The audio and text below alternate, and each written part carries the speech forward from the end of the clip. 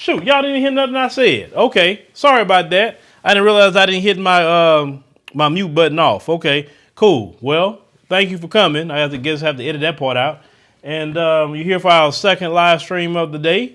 And yeah, I'm kind of starting on time. Yeah, I'm on time. And what inspired this particular live stream was a video I saw on TikTok. And I said, you see the title, are Black Americans more confused about their identity in 2023 than in the 1960s? When I was growing up, there was really one identity that I've known of. And we'll talk about that, but let's cue up this video. Let's cue up this video real quick. And give me a quick second. So what's your ethnicity? I'm African American. No, you're Black American. But my ancestors came from Africa. No, he's a foundational Black American. What's the difference? No, he's an American descendant of slavery. Well, that's a mouthful, but I don't see how that... Why can't he just be Black? That's my race, but my ethnicity, like I said, is Solon, Hebrew Israelite. Technically indigenous, we were here first. Damn, how many ethnicities do y'all have? So watching that video, I was like, man, just hearing him do that, that's what you hear in the space, you know. And then he didn't add all of them because some people could say they're Moors. And back in the 1960s, Black people in the 50s and all that 40s, etc. Black people understood who they were. It didn't matter. They could have been a Christian. They could have been a Muslim in the NOI. They could have been whatever, but you knew, everybody knew that we were Black. And that's really what it was, right? And we unified underneath that banner of being Black. Now, later on down the line, Jesse Jackson, you know, I don't know why I wanted to come up talking about African American. And yes, I understand we are people of African descent. We are, you know, some of us have traced ourselves back to the continent and all of that. But until that happened with Jesse Jackson, we were all clear that we were Black. It didn't matter what our religious affiliation was. We were Black, period. But today, from what I'm seeing, I didn't even know about the term Solon. That was a new one on me. I didn't know that one. And I said, well, let me look that up. And they said there was another term for African American. I was like, okay, I never knew. So you learn something new every day. So we have all these terms, and from what I've seen covering news and all of that. So you had Black, African American, and then, you know, of course, later down the line, you had, you know, ADOS show up, and then people started jumping on that. And when I first heard it, I'm like, okay, I mean, I get it. I mean, yes, we do. You know, our ancestors were enslaved. That's true. But I don't understand that connotation a little bit because we weren't citizens until the 14th Amendment. But OK, you know, that's what you want to do. And then later, you know, you heard, of course, FBA. Still, FBA uses Black. So that's kind of a derivative of Black. But for me, I just remember growing up and we all were Black, right? I'm Black and I'm proud. Hey, we Black, right? But you have people today that's on something different than I haven't even seen before. So you got Black people that will argue you down and say, well, I'm not African. I'm not have nothing to do with Africa or whatever. And I'm like, huh? I'm not saying that you're not culturally African. I agree. I'm not culturally African. I'm culturally Black American. No matter what African country I travel to, I'm culturally Black American. I recognize that. I'm proud of that. And I tell everybody where I go, I am a Black American. I tell them every country I go to, I'm a Black American. I'm very, very proud of being a Black American. I have a lot of history. I have a lot of culture here, my family and everything. I'm very proud of that. Very, very proud. And I will never let go of my ethnicity of being a Black American. But at the same time, I also understand that our people did come from the continent of Africa, and I never. Let me tell you how I was about Africa before I went. Let me tell you how I was. So, of course, we heard of our, of course, watching Roots. Growing up, Roots came out in the '70s, so I actually saw it in the '80s, and watching Roots, and that was like, man, especially that Kunta Kinte scene, that just really did it for me. I remember the first time I watched Roots, and after I finished watching Roots, I was like, oh man, I was so pissed off after watching Roots. I'm like, I wish a MF would right now. That's what I was on after watching Roots. And seeing what's happened to our ancestors that went through the transatlantic slave trade. Some of them didn't make it here, but some that did, God bless them, right? And just the filth that they went through, the nasty, vile things they did to our ancestors. And so when I watched the Kunta Kinte scene, and it just really floored me, like how this is what my ancestors went through for me to have the life that I'm having today. And so I knew we came from Africa, and my mindset about it, I wasn't upset about anything with it. I was just like, okay, I know that's where we come from. And at the time, I never really thought I would go. But I would meet brothers and sisters from over there, and I'm like, oh, okay, man, that's interesting. And you from Uganda? You from this? I say, man, tell me about that. So I would just be interested. I say, what kind of food you would eat? And I would ask a lot of questions, right? But I never really, I guess, had a desire to go because I was socialized in America to be against it. Because I grew up during the time period of Sally Struthers, Feed the Children commercials. You understand what I'm saying? That's what I grew up in. So when I would see Ethiopia, I was like, oh, hell no. I don't want to go over there. Man, look at them children. Look at all them flies. I don't want to go. Man, I'm good right here where I'm at. I feel bad for them. Man, maybe I need to send 10 cents a day. Man, I'm not trying to go over there. And then the funny part is the first country I went to was Ethiopia. And it was nothing like that. It was nothing like that at all. But for me, I didn't realize how Black American I was until I went to the African continent. Not because the people treated me bad. No. We just have our own ethnicity. We have our own culture. And our culture is different than people in other places. And that's okay. Because I think in the Black world, diversity is a good thing of culture.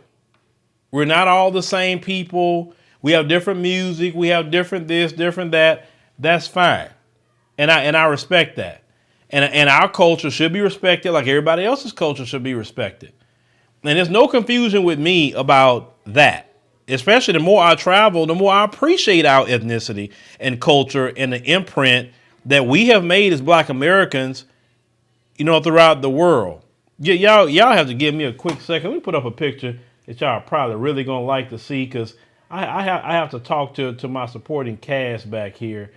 But this is what we was on growing up right here, ladies and gentlemen. This is what we was on. I'm Black and I'm proud. That right there. We was on that, and that's what we represented and everything. I'm Black and I'm proud. Just look at that for 2 seconds.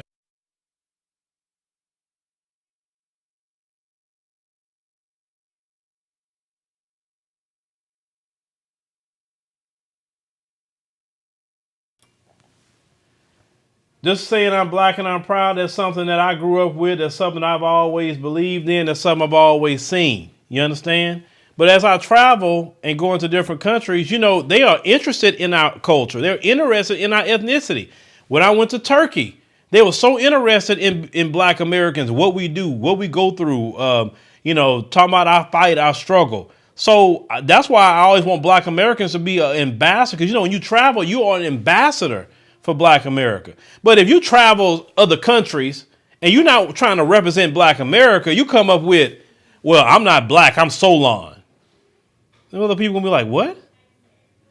Well, I'm not Black, I'm Hebrew Israelite.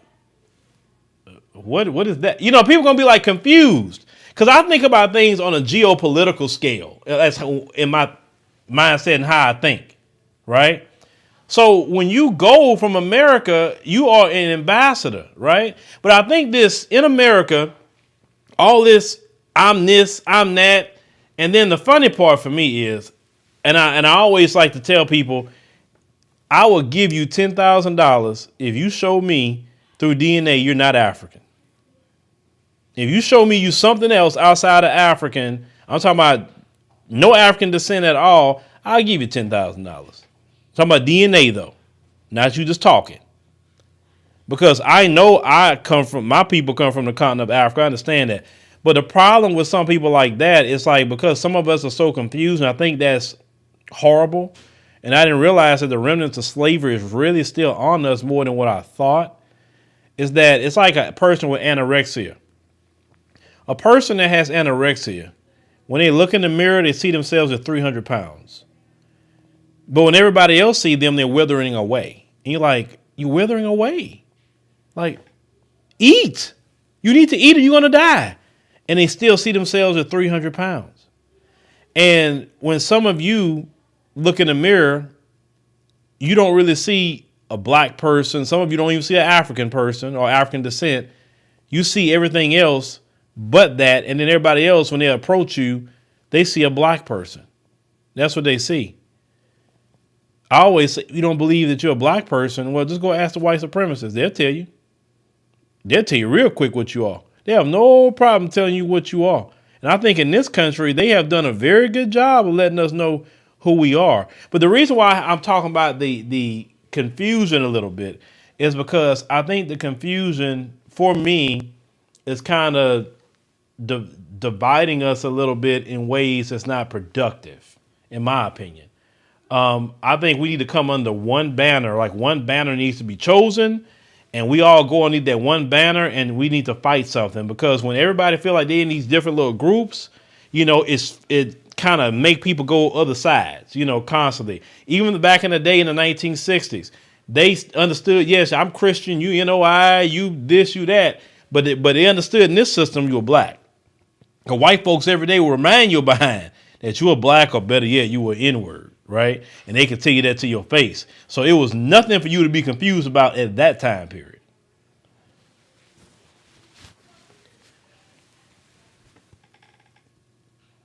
And okay, I'm looking at this comment said, I see people from the States asking Africans online, do y'all sleep in beds? I can't believe somebody would ask a question like that. But they had this one little sister on TikTok, actually, she's African. And she answers questions like that, and she makes jokes about it, about them, like, and say, "Oh, do you have cell phones?" And then she started making all. It's so funny how she do that. That it's ridiculous the questions that they ask her, like about the African continent. I'm like, are you so caught up on your slave master? Because you know what, your line of thinking about even the African continent, you should be offended by that thinking. It comes from your slave master. But I'm telling you from experience, the first time I went over there, They there. And I'm like, doggone it, you told us to go back to Africa. Now you here? I can't get away from you. That was my response when I first saw that. So I don't, trust me. They lying to y'all. They're lying.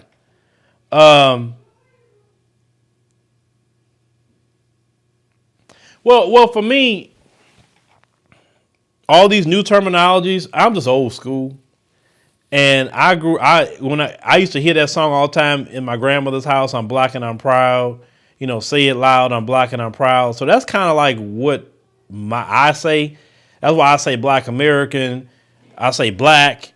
That's what my people have identified as for a long time. That Jesse Jackson came up later with African American and all that. I don't know what was wrong with black, because they got some black people are ashamed to say that they're black. Believe it or not, they're ashamed of it.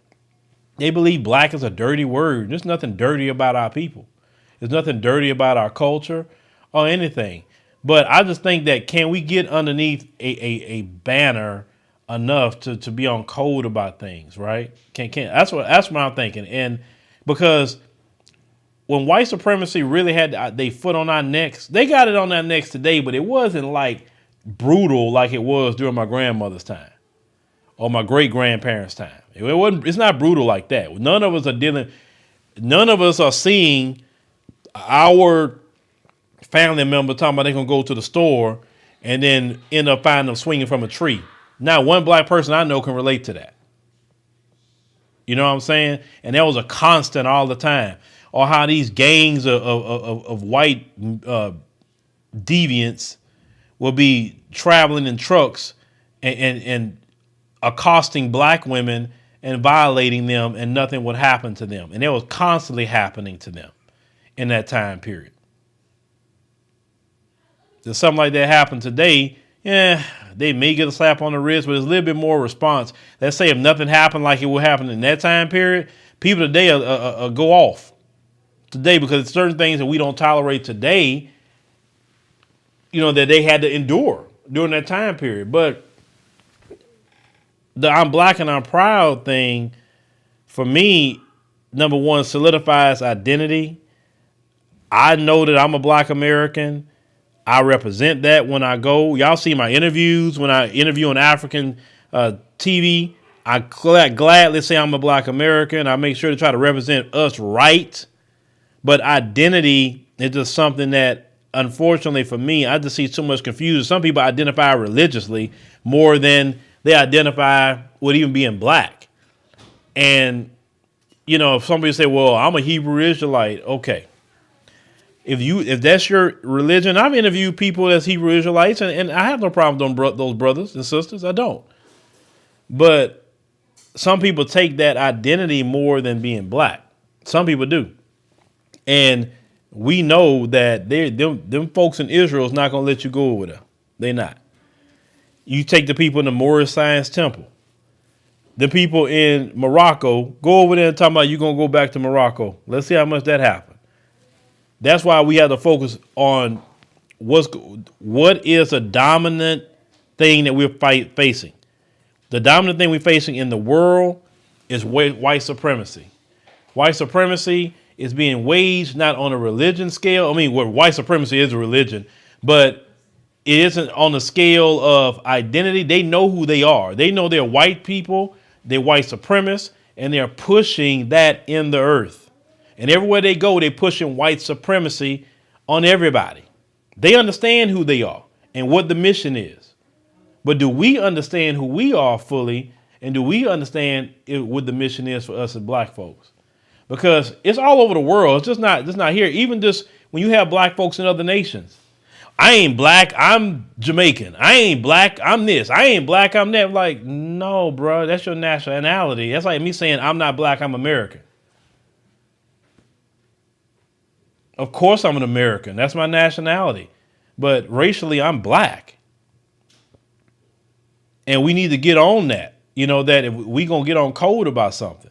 The only, I'm going to say Africans that I really hear to say they black are South Africans, because once again, they went through the belly of the beast with the white supremacists. So they understand that. But unfortunately, a lot of our other brothers and sisters that didn't deal with the belly of the beast sometimes identify more with nationality than race.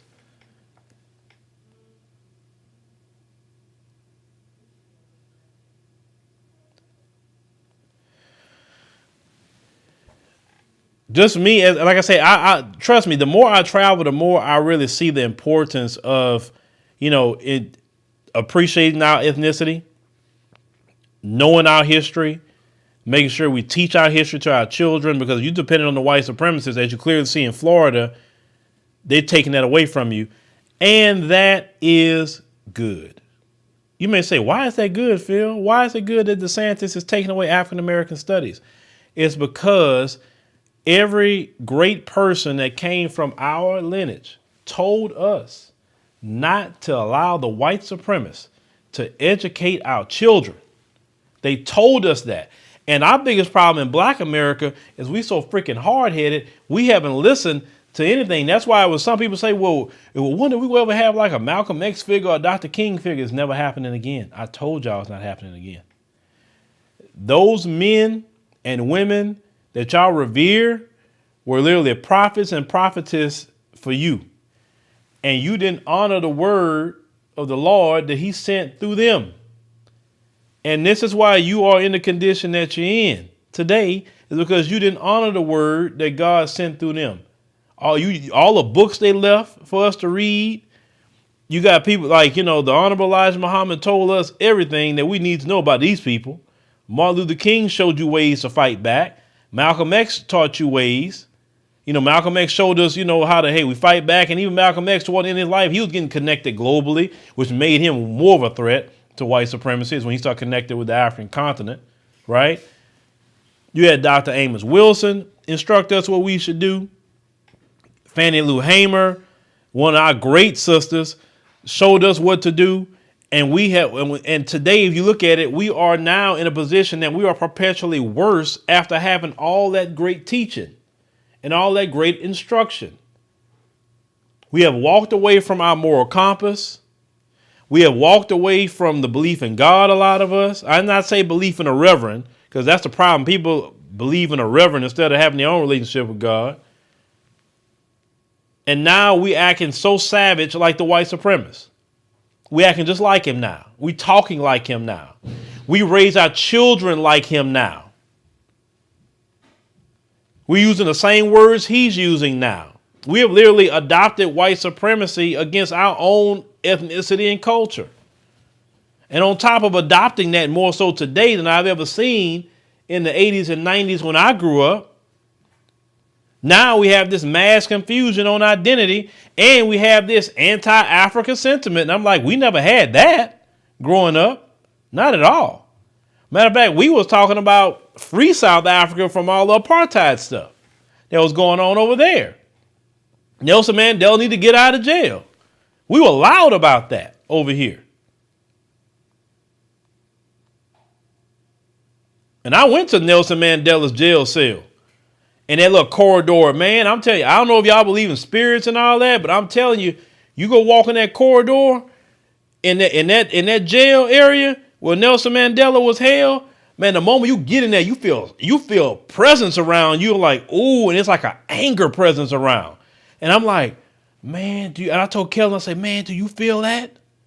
I said, you really feel that? Like in the whole corridor, it's like just anger like that. Like I want to get at these people anger like that. I've never felt that kind of anger around. And then the moment we got up out of that area outside, it was gone. And I was like,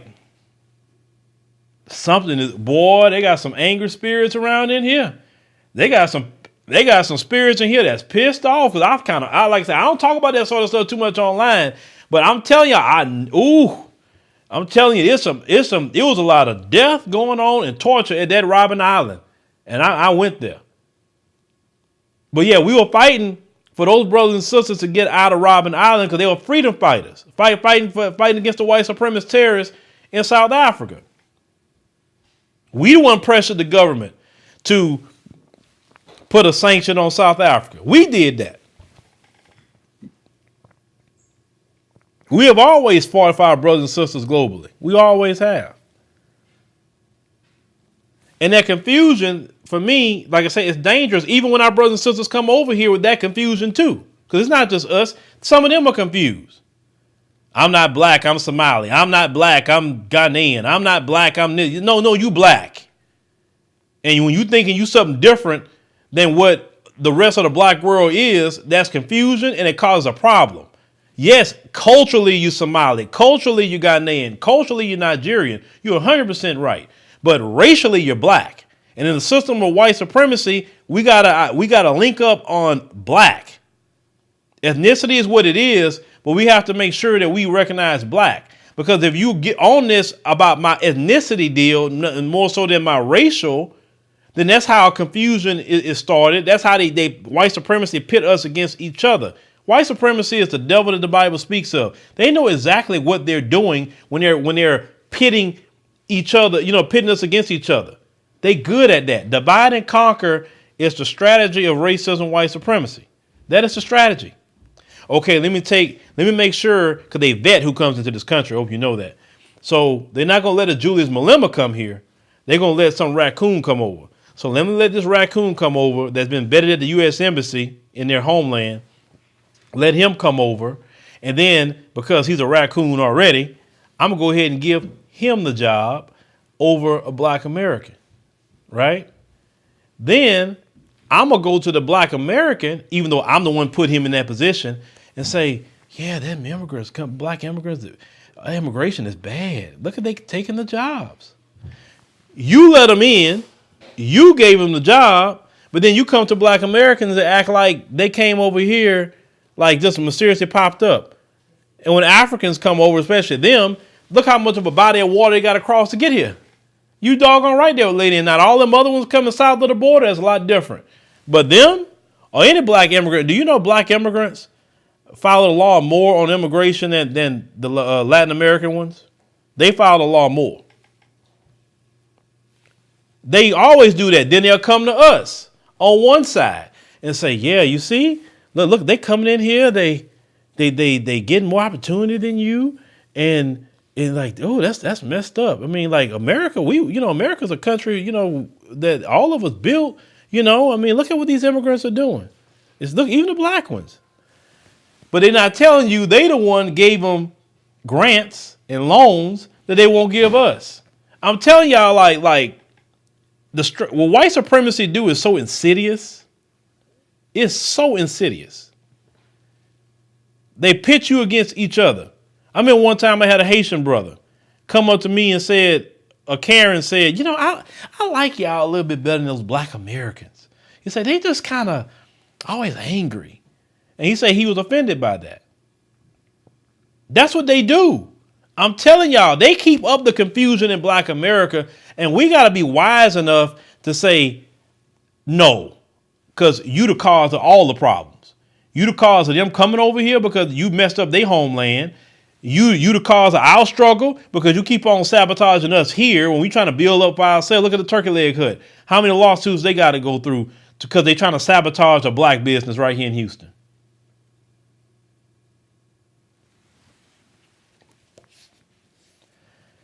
I'm just checking. I know I'm preaching a little bit today. Can we get some donations going, some super chats or something? Like, come on now. We talking about some good stuff in here. Oh, we going to shut this thing down now. Y'all, I'm trying to live stream a little bit more. I know y'all appreciate this sort of messaging.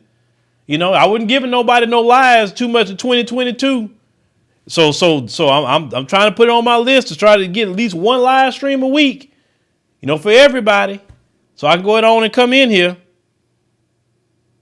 So if you enjoy what you're watching, let's get in the habit of that. We'll shut it down. One person said they had to tell. It's had someone tell me that before too, and I was offended. Let me tell y'all something. It ain't nothing a white supremacist can tell me about another black person. I don't care if I don't even like that particular black person. They can be an op to me, and I still will not side with them against another black person, even if they are my ops. That's how serious I am about it. If I got an issue with another black person, we'll deal with that. But the moment you come in as a white supremacist or any other group that come in trying to make me do something or trying to pit against another brother or sister community, even if I don't like them for some reason, that's still off code to me. And I will never side against my people for you. And you don't even know why me and that other person got an issue. You just coming in just trying to be a freaking colonizer.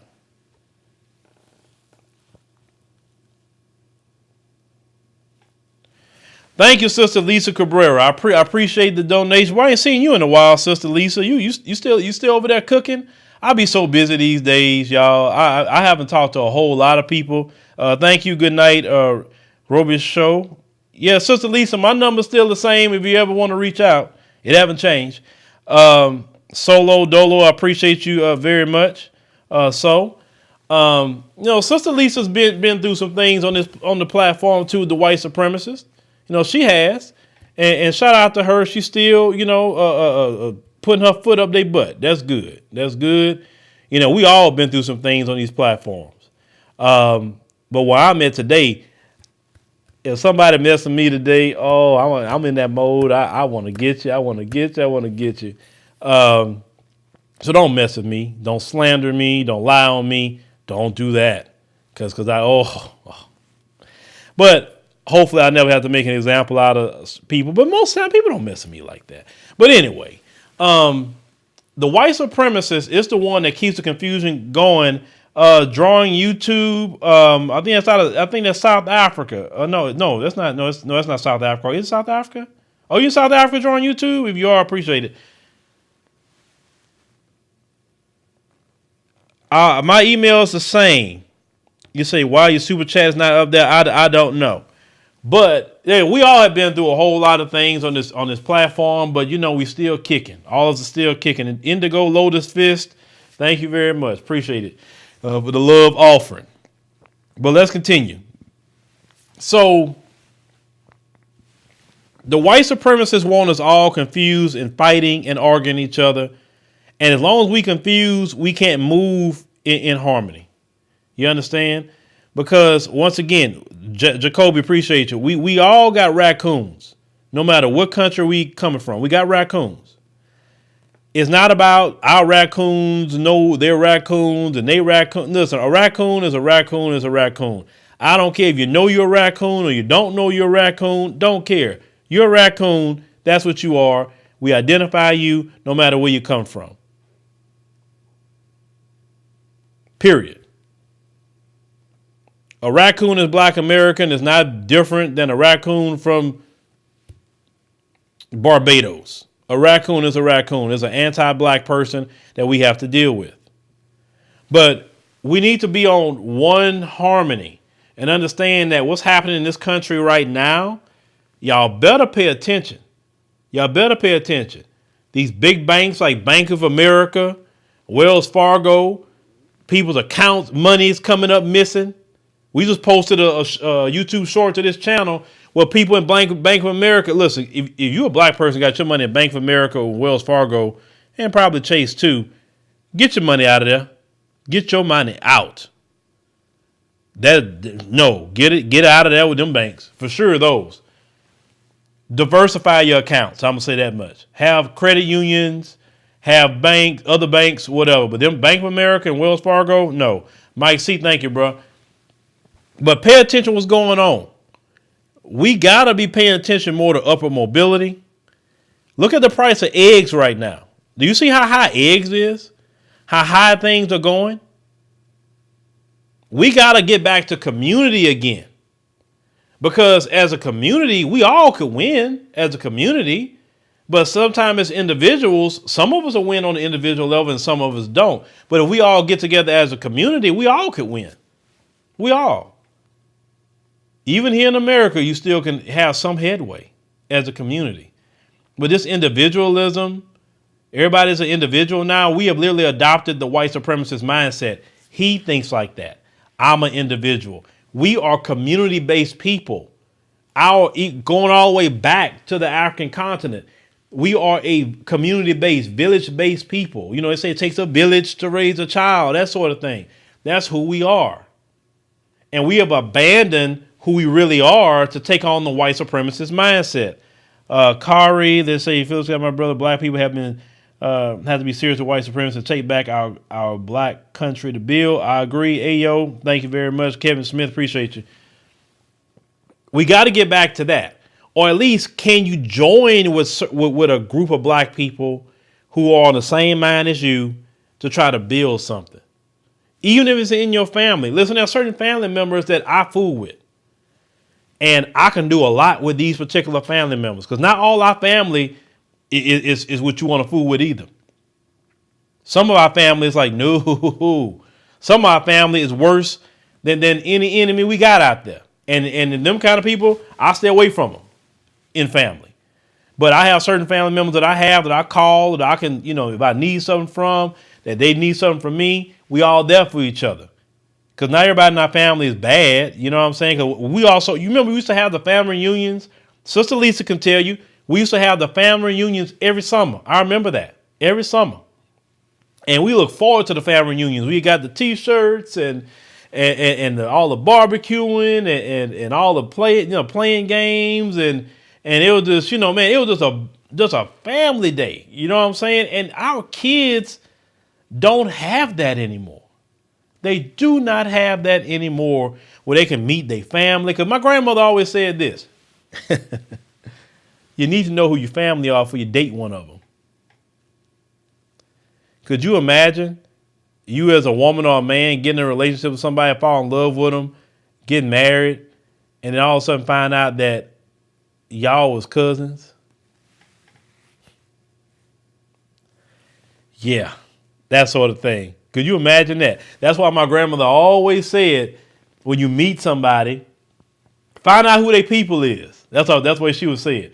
Find out who their people is, where they from, what's their last name. The old people didn't need a computer to find out nothing about family.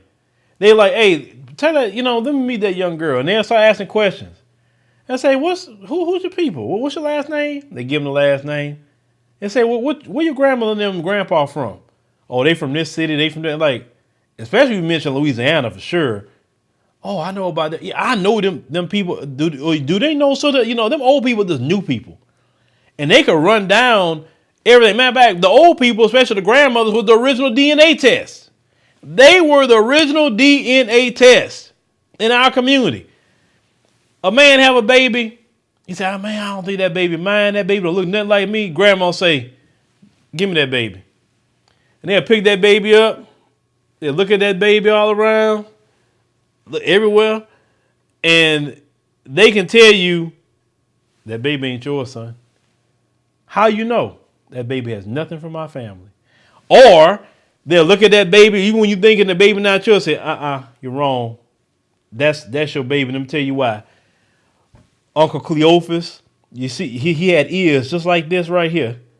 The way the ears is, Uncle Cleophas had the same kind of ear thing going on. And you see the way that baby mouth curl? Aunt Leola had that same thing. I know that. No, that baby's yours. It's yours. Come on, y'all know the old people used to be on that. If you had the opportunity to be around old people, which is sad, a lot of our people today didn't get that. They didn't get that wisdom from the older generation that I got to get. Because I was soaking up that knowledge from them. I was like, well, how is this? How is that? And, just getting that knowledge from my elders. So if you got an opportunity to get some knowledge from an elder in our community, they can tell you what we doing right, what we doing wrong. They can say, even if they made mistakes, they can still advise you, say, look, I made that mistake, young man. Don't make this mistake. If you're a young lady, and a older woman that's telling you, of course, an older woman with sense. And we're not talking about today's older women, because unfortunately, today's older women want to get BBLs and be in the club. They don't want to cook no more. They want to be in a restaurant, and that's so unfortunate. Oh, that's so unfortunate. Because I remember when grandmothers enjoyed being grandmothers in our community. Do you remember that? I sure do. It was grandma's pleasure to cook and feed the grandkids and feed her husband. If you talked about going to a restaurant, it's like you went and slapped her in the face. Wendell Brewer, thank you. The Black Chess Authority, thank you very much. It's like you slapped her in the face mentioning a restaurant. You better not go to no restaurant and grandma cook something.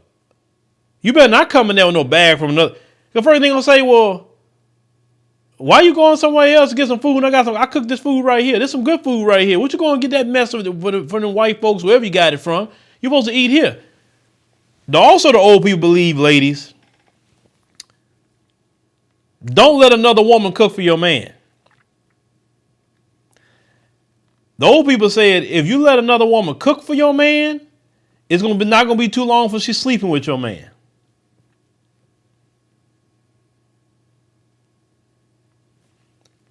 Some of these men got women, and they always in a restaurant. Somebody else cooking for your man. Oh yeah, the old people, they gave out so much wisdom. So much wisdom. Yeah, cooking and cleaning. Yeah, cleaning. Yeah, they took pride in cleaning. And then you look at today, like what has happened to our people? The men took pride in providing. Took pride in it. You wasn't a man if you didn't provide for your children, for your wife, a household. And now today we got men talking about 50-50 relationships. You got women that don't want to cook. They want a career. So many things have changed, Lord. And it's changed for the worse. But once again, you're adopting the white supremacist things. because that's not our people.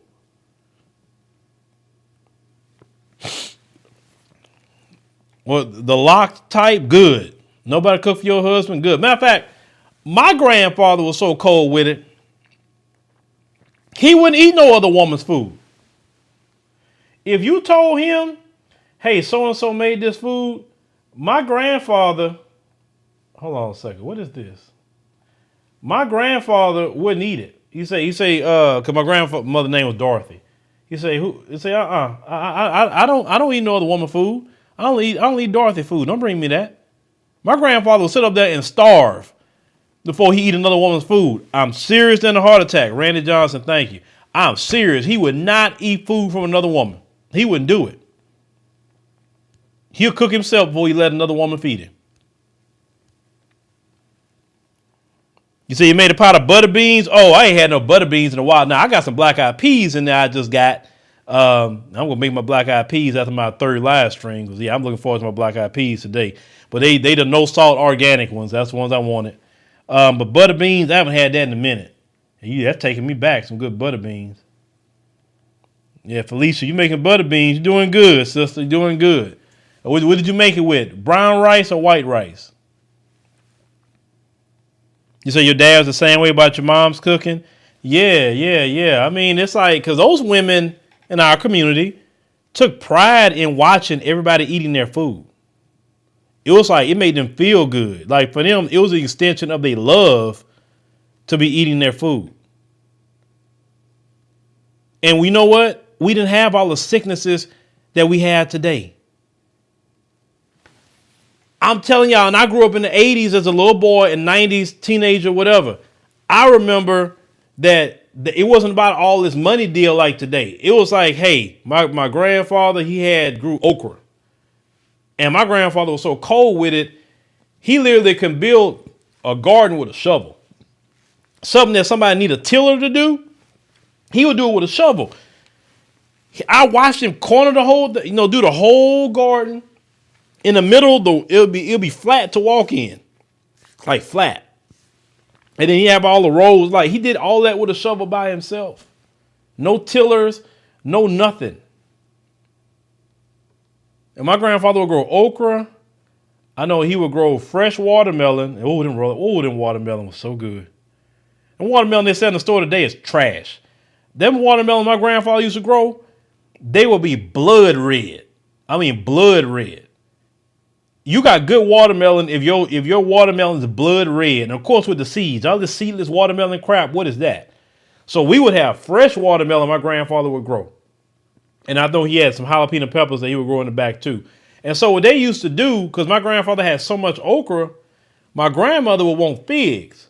Well, across the street, Miss Rose had a fig tree and a pecan tree. So my grandma and them would say, hey, we got a bunch of okra. You know, how much okra you want? And we need to get some of them figs and them pecans. And that's what they would do. They would trade the okra and all that for the figs and pecans. No money, just the barter system. And that's how black people made it for a long time.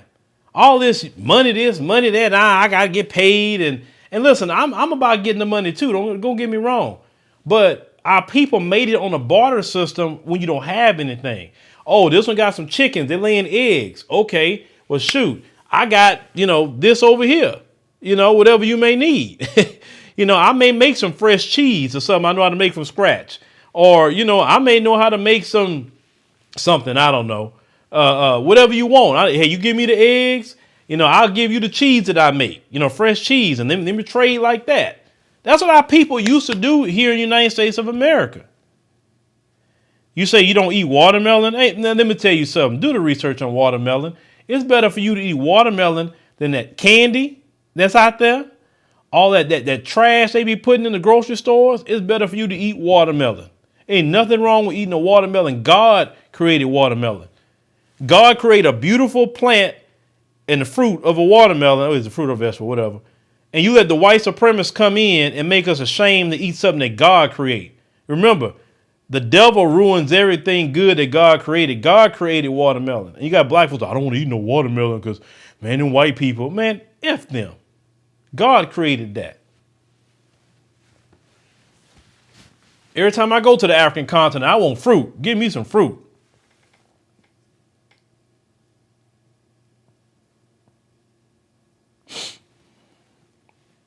One person said watermelon is good for erectile dysfunction. I haven't done the research on it. I know it's great for hydration. Like if you are like dehydrated, you can eat some watermelon, and because it has a lot of it has a lot of water in it. You know what I mean? Like God has provided everything on the earth, and I've been doing so much research, y'all, into food and just having a war on certain things and like the war. I have a personal war against high fructose corn syrup. I have a personal war against food dyes, and just trying to go to like everything more natural to eat. Cause like for instance, instead of eating potato chips, you can go get you some of them plantains. They put a little salt, them kind of dried plantains, or you can have chips, because we're eating all this trash that we didn't eat growing up. Black people having these heart attacks, black people having cancers, black people having these diabetes. Black people didn't have all that mess when I was growing up. Black people was living to like 80, 90, 100 when I was growing up. Now you got black people dying in their 40s, in their 30s now. It's linked to stress. It's linked to this food and this food trash that they give us in our community. And I just saw a post, and it was right. They said if you got more than 5 ingredients on a package, don't eat it. Because you got something, if you turn on the back, it looks like a freaking chapter of a book. I'm afraid to eat something that looks like a chapter of a book now on the ingredient list. I'm like, my God, all that goes into there? No, I don't want that trash. Also, black people, the salt content. Make sure you get everything low salt or cook with no salt at all and just cook with spices. That's what I do. I cook with no salt. I cook with spices. Spices can like your turmerics, your cinnamons, your black peppers, your red peppers, your garlic powders, your onion powder. You don't need salt in a lot of the food that we're cooking, brothers and sisters. Even some of you that say, okay, you want some French fries. Don't tell them no salt. Even if you eat French fries, say, I want no salt on my fries. The reason why you don't want no salt on your fries is because 9 times out of 10, most of you are going to dip it in ketchup. Ketchup got salt. So you got salt on the fries and you got salt and ketchup. And you just overloading the salt, knowing that our people can't deal with salt like that. Especially that salt they put in that table salt mess, which is an abomination for us. Dairy, our people, for the most part, dairy is not good. And the milk that we have is pasteurized. It's the most trash thing ever.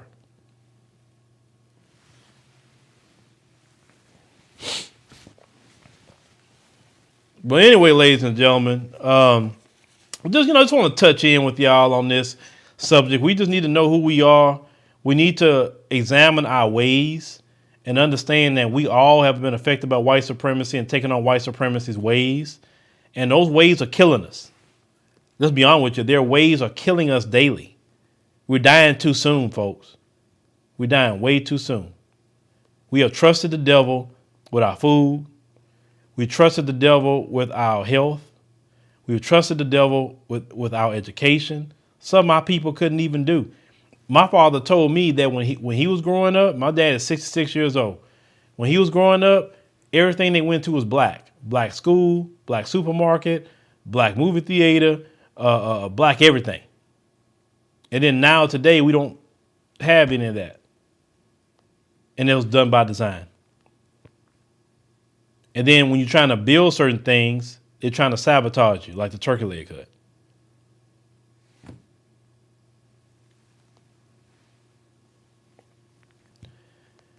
Yeah, ginger is another one. Ginger is good too. They have this thing, like when you're sick in Kenya, they call it dawa. I think it's dawa. Dawa is the name. And I know it's like ginger and some other things that's in it that you drink it. But boy, that clear you right on up. There are so many things in the African continent that they don't be needing a modern medicine for. And you have to understand, a lot of the herbs out there, they take the herbs and synthesize the herbs into a pill. Do research on all that. That's why they hated Dr. Sebi so much. Any naturopathic doctor or some herbalist that really knows how to cure some things, man, they better leave America, because they're gonna wind up in an accident. And that's how wicked this place is. Why would you want to delete someone that can heal people? Just because these pharmaceutical companies want to keep making money off of you being sick. I'm telling you, that is pure Satan. It don't matter what color the doctor is or herbalist is. It don't matter in this country, because they have white doctors. They have came up missing or some mysterious accident. White doctors too.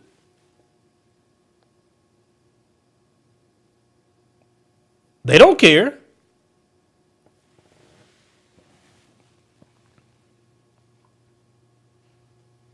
Yeah, turmeric is awesome. Turmeric is, do the research into turmeric and do the research into cinnamon also. Put turmeric and cinnamon in your food. I'm telling you, that is a good combination. Also with black pepper, it activates certain things, even to help you start losing weight. Look into it. But anyway, ladies and gentlemen, thank you for joining us here on this particular live stream. We greatly appreciate it.